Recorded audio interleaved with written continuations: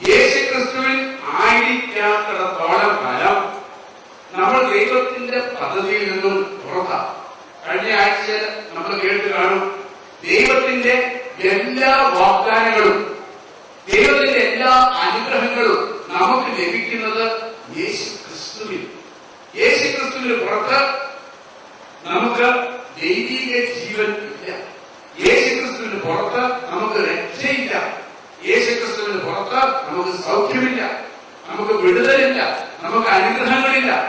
ഒരു യേശു വിശ്വാസിയായ പല യേശു ക്രിസ്തുവിൽ വിശ്വസിക്കുന്ന അനേകം പേരുണ്ട്. വചനം പറയുന്നു, പിശാച് പോലും ദൈവത്തിൽ വിശ്വാസമുണ്ട്, പിശാചിന് പോലും യേശു ക്രിസ്തുവിൽ വിശ്വാസമുണ്ട്. യേശു ആരാണെന്ന് അറിയാം. പിശാചുക്കള് ദൈവത്തോട് മത്സരിച്ച് സ്വർഗത്തിൽ നിന്ന് ഇറക്കപ്പെട്ട പോയ മാലാഖമാരാണ്. അവർക്ക് ദൈവത്തെ അറിയാം, അവർക്ക് യേശുവിനെ അറിയാം, അവർ വിശ്വസിക്കുന്നുണ്ട്. പക്ഷെ അവർ രക്ഷപ്പെടാൻ പോകുന്നില്ല. അങ്ങനെയുള്ള ഒരു വിശ്വാസമല്ല നമുക്കുണ്ടാവേണ്ടത്. നമ്മുടെ വിശ്വാസം ദൈവത്തിലുള്ള സമ്പൂർണമായ ആശ്രയിക്കുന്ന വിശ്വാസം. ആ വിശ്വാസം ഉണ്ടെങ്കിലേ നമുക്ക് യേശു ക്രിസ്തുവിൽ ആയിരിക്കാൻ സാധിക്കും.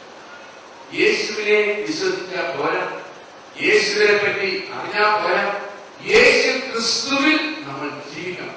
ആ യേശു ക്രിസ്തുവിൽ നമ്മൾ എപ്രകാരമാണ് ജീവിക്കുക? ഇന്ന് യേശു ദൈവത്തിന്റെ വചനമാണ്. ആദ്യം വചനമുണ്ടായിരുന്നു, വചനം ദൈവത്തോടു കൂടിയായിരുന്നു, വചനം ദൈവമാണ്. ആ വചനമാണ് യോഹന്നാൻ 1:14 പറയുന്നു, ആ വചനം മാംസം ധരിച്ച് നമ്മുടെ ഇടയിൽ വസിച്ച യേശു.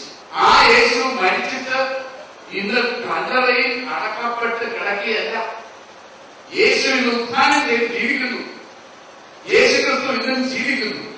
ആ യേശു ക്രിസ്തു ഒരു പുതിയ സൃഷ്ടി ആരംഭിച്ചു. പഴയ സൃഷ്ടിയായ ആദവും ആദത്തിന്റെ സന്തതികളും പാപനിമിത്തം ദൈവത്തിൽ നിന്ന് അകന്നുപോയി.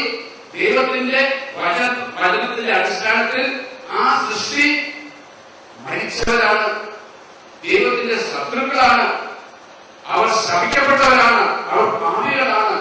അവരെ കൊണ്ട് ദൈവത്തിന് യാതൊരു പ്രയോജനമില്ല. യേശുക്രിസ്തുവിനായിരിക്കുന്ന ഒരു മനുഷ്യരാശിയെ കൊണ്ട് മാത്രമേ ദൈവത്തിന് പ്രയോജനമുള്ളൂ. കാരണം ദൈവം നമ്മളെ സൃഷ്ടിച്ചത് ഒരു പ്രത്യേക കർത്തവ്യം നിർവഹിക്കാനാണ്. അത് നിർവഹിക്കണമെങ്കിൽ നമ്മൾ യേശു ക്രിസ്തുവിനായിരിക്കണം.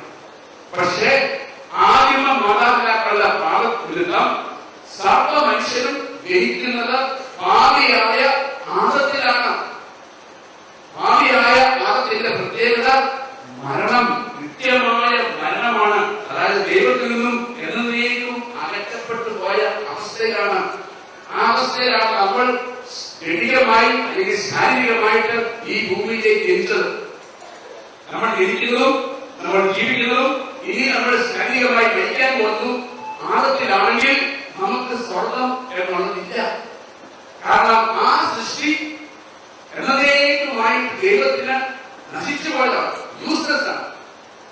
അവയിൽ നിന്നും മനുഷ്യരാശിയെ മോചിപ്പിക്കാനാണ് യേശു ക്രിസ്തു വന്ന് നമ്മുടെ പാപങ്ങളും ഭാരങ്ങളും നമ്മുടെ ശാപങ്ങളും ഒക്കെ ഏറ്റെടുത്ത് കുരിശു മരണത്തിലൂടെ തന്റെ ഉത്ഥാനത്തിലൂടെ പാപത്തെയും മരണത്തെയും വിശ്വാസത്തെയൊക്കെ പരാജയപ്പെടുത്തി ഒരു പുതിയ സൃഷ്ടി ആരംഭിച്ച യേശുനാഥൻ ഇന്ന് നമ്മുടെ മധ്യത്തിൽ ജീവിക്കുന്നു.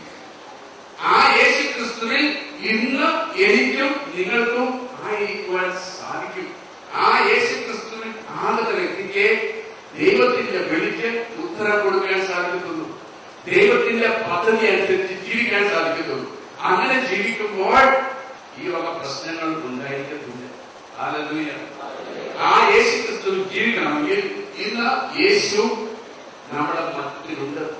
അവൻ ദൈവത്തിന്റെ വചനമാണ്.